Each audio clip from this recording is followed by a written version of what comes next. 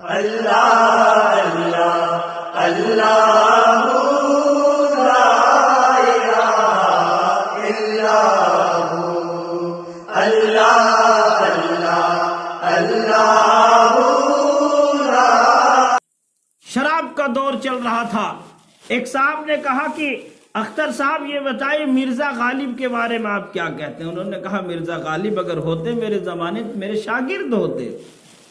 مذاق چلتا رہا اور اسی چلتے چلتے میں اس نے کہا کہ سنا ہے عرب میں ایک نبی آئے ہیں جن کا نام محمد تھا، ان کے بارے میں آپ کیا کہتے ہیں؟ اب ابھی تک جس انسان سے ہنسی مذاق چل رہی تھی، یہ ایمان کا تقاضا تھا، اس کے چہرے غضبناک ہو گئے اور اختر شیرانی نے شراب کے اسی بوتل سے اس پوچھنے والے کے سر پہ مار کے اس کا سر پھوڑ دیا، اور لکھا ہے کتابوں میں کہ پوری رات پھر وہ روتے رہے کہ میرا آخری سہارا یہ تھا، میں ایسی ناپاکی حالت میں ایسی پوزیشن میں، میں ایسے حالت میں کہ میں ابھی اس پوزیشن میں نہیں تھا کہ میں اس آقا کا نام اپنے کانوں سے سنتا، میں اپنی زبان ناپاک اور گندی زبان سے ان کا نام لیتا۔ تم بدبخت میرے ایمان کا امتحان لیتا ہے، میں بد کردار سہی، میں گنہگار سہی، میں شرابی ضرور ہوں لیکن بے ایمان نہیں ہوں، میں اپنے آقا کا نام اپنی گندی زبان سے نہیں لے سکتا۔ جب تک میں معطر نہ ہو جاؤں، جب تک میں پاک پاکیزہ نہ ہو جاؤں، اس وقت تک میں آقا کا نام نہیں لیتا۔ تمہیں مجھ سے دشمنی تھی، میرے آقا کی گستاخی مجھ سے کرانا چاہتا تھا، میرے لیے اس کے لیے سزا ہے، اس کا سر مار کے پھوڑ دیا۔ یہ ہے ایمان، اور اس کو کہتے ہیں عشق، اس کو کہتے ہیں محبت۔ تو مسلمان چاہے جتنا گر جائے، مسلمان جس پوزیشن میں ہو، لیکن اپنے نبی سے ایسا سچا عشق کرتا ہے، ایسی محبت کرتا ہے، ایسا سچا پیار کرتا ہے کہ بھیکاری بھی ہو تو حضور کے ادب کا پاس و لحاظ کرتا ہے۔ اب ایک واقعہ اور سنیے۔ ایک بزرگ گزرے ہیں خواجہ حسن نظامی، انہوں نے کتاب لکھی ہے میرے زمانے کی دلی۔ اس میں ایک واقعہ لکھا مسلمان کا، ایمان والے کا۔ اس زمانے کے جو چرواہے اور بھیکاری ہوتے تھے وہ ایسے ایماندار ہوتے تھے۔ اس زمانے کے ہم مسلمان ہیں کہ ہمیں چلو بھر پانی میں ڈوب کے مر جانا چاہیے کہ ہمارا حال دیکھیے کیا ہے کردار اور کیا کیریکٹر اور کیسی زندگی ہم گزار رہے ہیں۔ جامع مسجد دلی آپ تمام لوگ جانتے ہیں، اسی جامع مسجد کی سیڑھیوں پر بھیکاری بھیک لیتے ہوئے نظر آتے ہیں، اور بھیک لیتے ہوئے ایک انگریز آیا، اس نے ایک بھیکاری کو بھیک دے رہا تھا کہ اسی بھیک دینے کے درمیان اس کا پرس گر گیا اور اس میں سینکڑوں ہزاروں ڈالر تھے۔ وہ پرس گرا، اس کو ہوش نہیں ہوا، وہ چلا گیا، واپس ہو گیا۔ اس بھیکاری نے، مسلمان بھیکاری نے اس بٹوے کو سنبھال کر رکھا، اور ایمان اس کو کہتے ہیں، ایمان والا مسلمان ایمان والا ہے، وہ امانتوں کو واپس کرتا ہے۔ حضور علیہ الصلوۃ والسلام نے فرمایا منافق کی 3 علامتیں ہیں۔ منافق کون لوگ ہیں؟ اس کو ہمیں اپنے آپ میں جانچنا چاہیے۔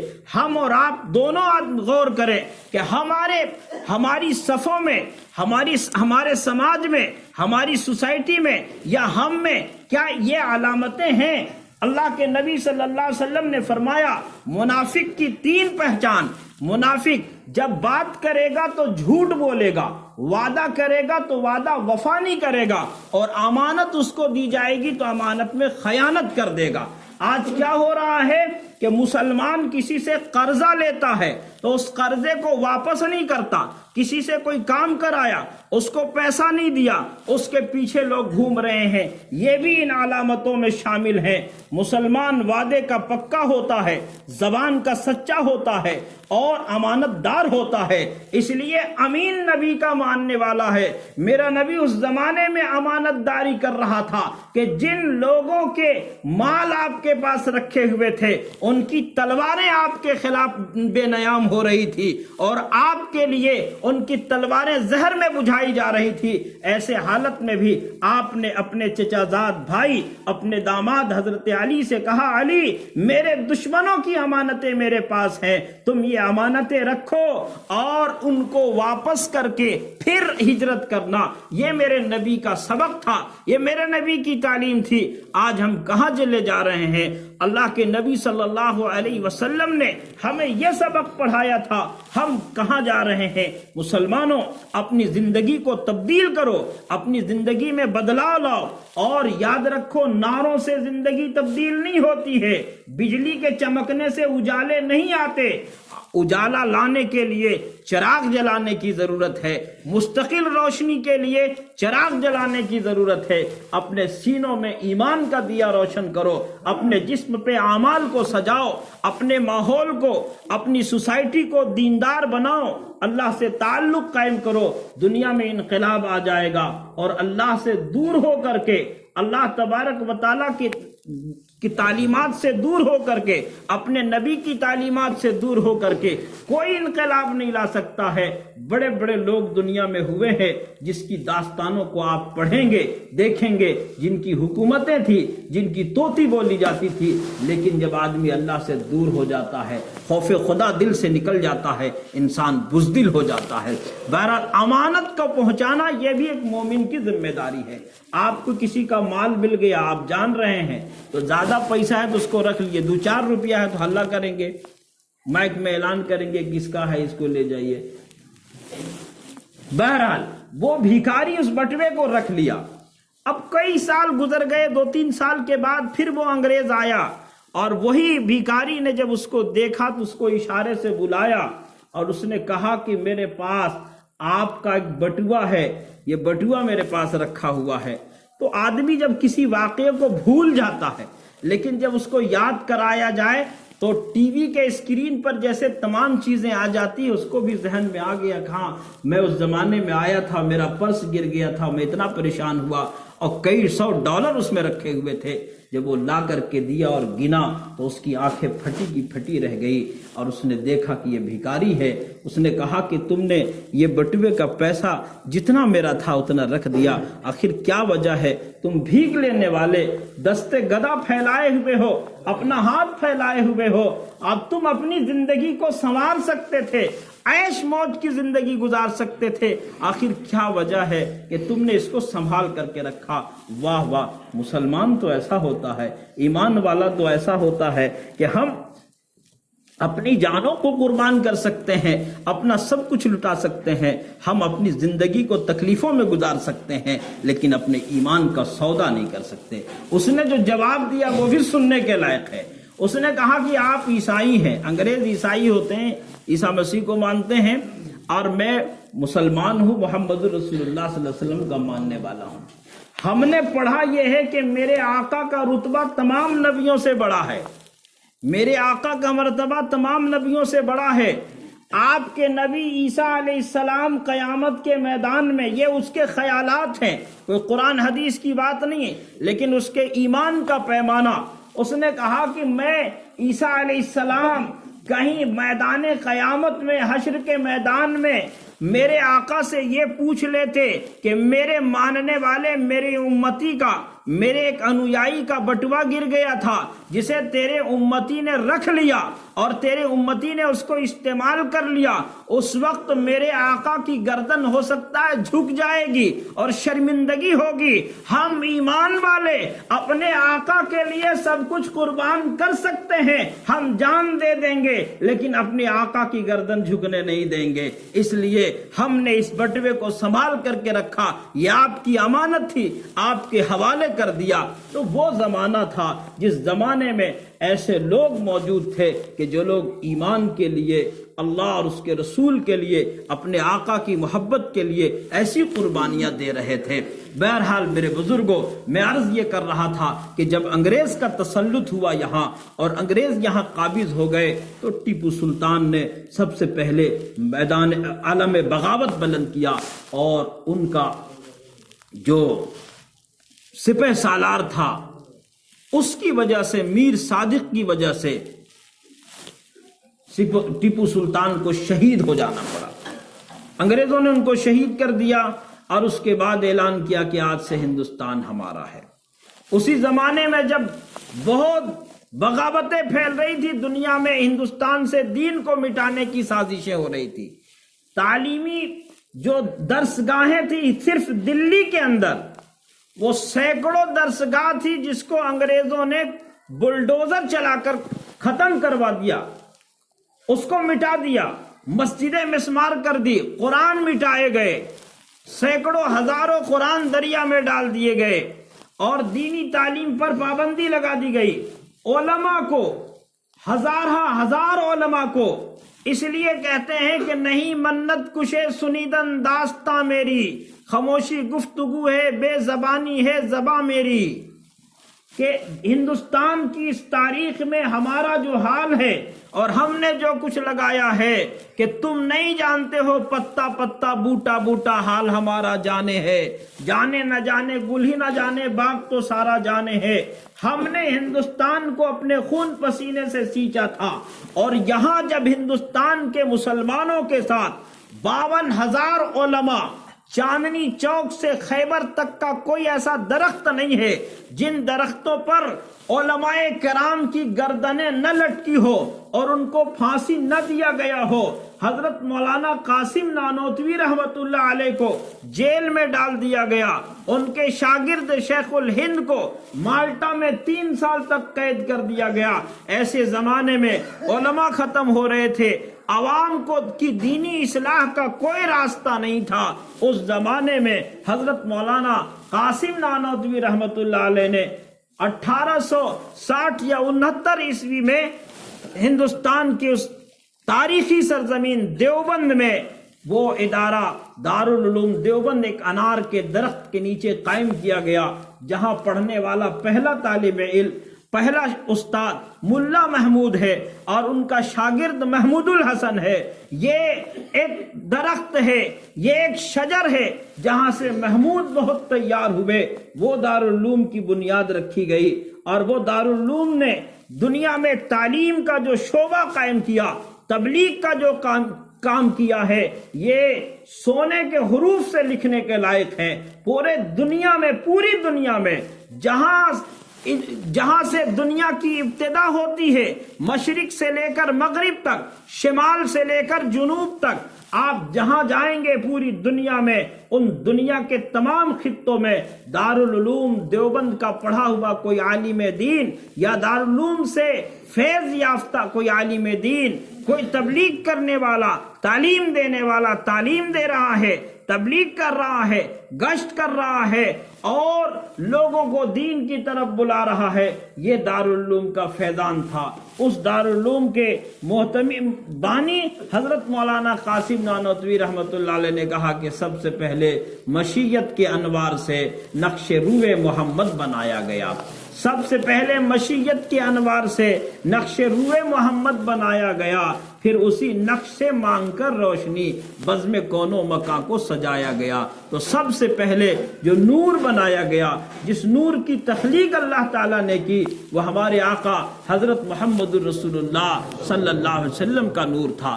آپ صلی اللہ علیہ وسلم کو اللہ تعالیٰ نے سب سے پہلے پیدا فرمایا، لیکن سب سے اخیر میں بھیجا۔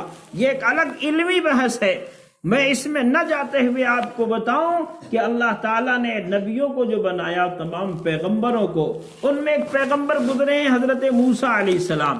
موسیٰ علیہ السلام اللہ کے جلیل القدر پیغمبر ہیں، اور یہ دنیا کی جو قیادت ہے جس کو امت مسلمہ کے سپرد کیا گیا، حضرت محمد الرسول اللہ صلی اللہ علیہ وسلم کے صدقے میں یہ دین کی دعوت کا کام نہیں بلکہ خلافت کا کام۔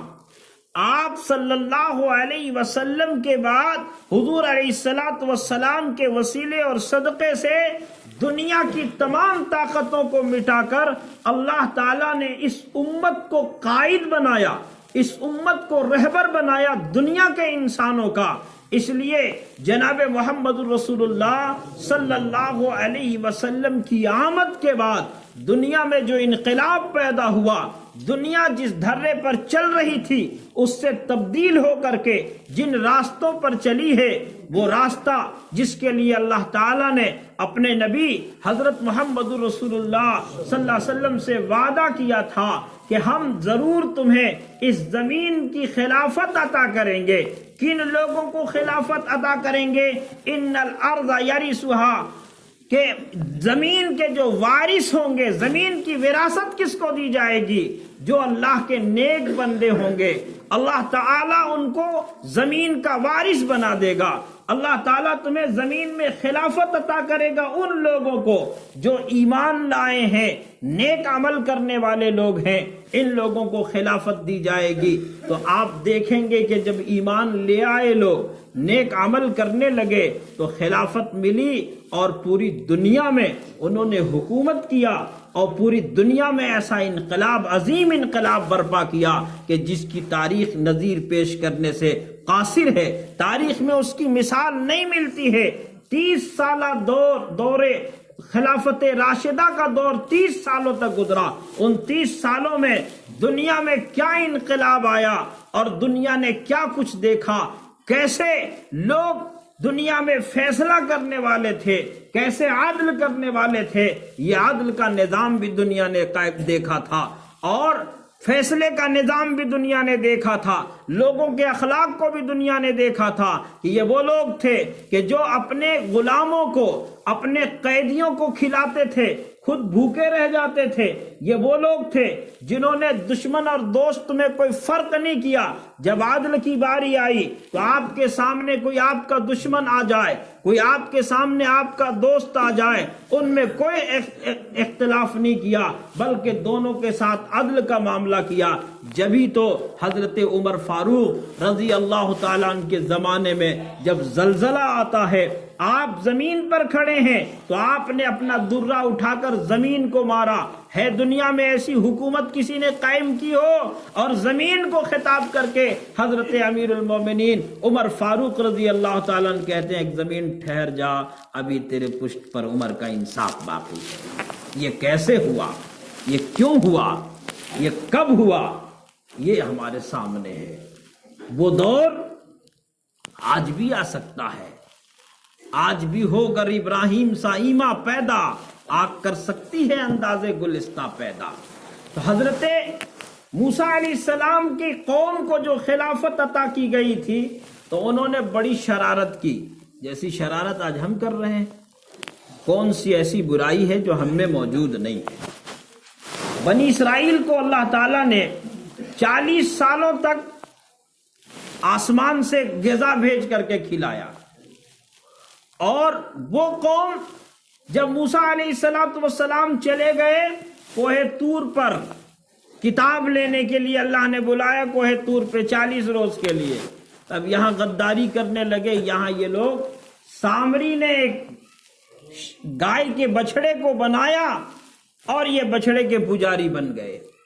تو اللہ تعالیٰ نے اس قوم کو یہ کہا کہ ہر آدمی اپنے ایک دوسرے کو، اپنے رشتہ داروں کو قتل کرے۔ ہزاروں سینکڑوں انسان قتل کیے گئے۔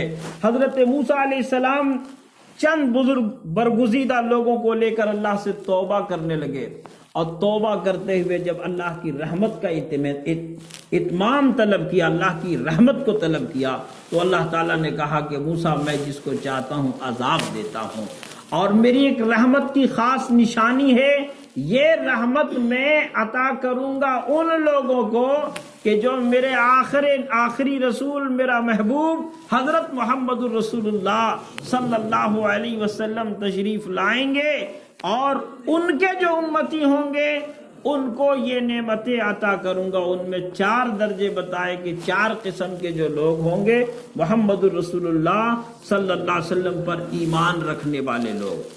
تو سب سے پہلا معاملہ تو یہ ہے کہ محمد صلی اللہ علیہ وسلم پر ایمان لانا، اللہ پر، اس کے رسول پر ایمان لانا۔ ایمان لانے کا مطلب کیا ہے؟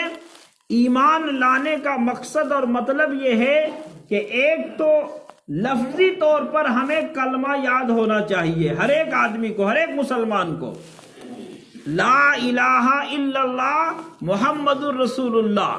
یہ ایک کلمہ ہے جو زبان سے ادا کی جاتی ہے، لیکن اصل اقرار باللسان و تصدیق بالقلب۔ جب ایمان قلب میں قرار پاتا ہے، جب دلوں میں ایمان آتا ہے، تو انسان کی زندگی میں انقلاب آتا ہے۔ اللہ تعالیٰ نے کہا صبغۃ اللہ ومن احسن من اللہ صبغہ ونحن لہ عابدون۔ اللہ کے رنگ میں رنگ جاؤ، اور یہ اللہ کا رنگ ایسا رنگ ہے جس سے اچھا کوئی رنگ ہو ہی نہیں سکتا۔ اور وہ رنگ کیا ہے کہ ہماری زندگی بندگی میں آ جائے، ہم اللہ کا صحیح معنوں میں بندہ بن جائیں، یہ اصل چیز ہے۔ دوسری چیز ہے اللہ کے نبی صلی اللہ علیہ وسلم کی تعظیم، اللہ کے نبی صلی اللہ علیہ وسلم کی توقیر۔ تیسری چیز ہے اللہ کے نبی صلی اللہ علیہ وسلم کی نصرت، آپ صلی اللہ علیہ وسلم کی مدد۔ اور اس دور میں یہ ہے کہ حضور علیہ الصلوۃ والسلام کی جو مشن ہے، آپ صلی اللہ علیہ وسلم نے جس کام کے لیے دنیا میں آپ کی تشریف آوری ہوئی ہے، آپ جس کے لیے پتھر کھائے، آپ جس کام کے لیے دشمنوں کے ظلم و ستم کو سہے، آپ صلی اللہ علیہ وسلم نے جس کام کے لیے اپنی بیٹیوں کے طلاق کو سہا، اس کام کو، اس مشن کو جاری رکھنا یہ ہماری ذمہ داری ہے۔